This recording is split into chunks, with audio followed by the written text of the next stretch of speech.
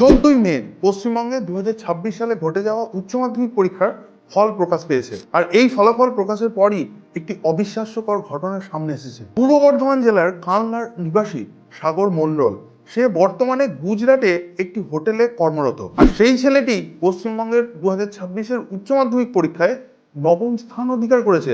ঘটনাটির সামনে আসতেই এলাকার মানুষজন এবং প্রশাসনের পক্ষ থেকে একটি বড়সড় শোরগোল শোনা যাচ্ছে। আসল বিষয়টি হচ্ছে, সাগরের বাবা একজন গুজরাটে একটি হোটেলের কর্মচারী এবং তার মা তার বাবার সঙ্গেই থাকেন, এবং গুজরাটে তিনিও একটি গুজরাটের বেসরকারি নার্সিং হোমের সাফাই কর্মী। প্রচন্ড পারিবারিক অনটনের মধ্যেও সে তার জীবন সংগ্রাম চালিয়ে গিয়েছে এবং অতি কষ্টের মধ্যে সে 2026 সালে পশ্চিমবঙ্গের উচ্চ মাধ্যমিক পরীক্ষায় বসেছিল। পরীক্ষা শেষ হওয়ার পরই সে তার বাবা মায়ের সঙ্গে গুজরাটে চলে যায় এবং সেখানে গিয়ে একটি হোটেলে কর্মচারী হিসাবে নিযুক্ত হয়। তবে পরবর্তী ক্ষেত্রে যখন রেজাল্ট আউট হয় এবং সে যখন তার এই অভূতপূর্ব সাফল্যকে চাক্ষুষ করে, তখন প্রশাসনের তরফ থেকে তাকে আশ্বস্ত করা হয় তার ভবিষ্যৎ নিয়ে।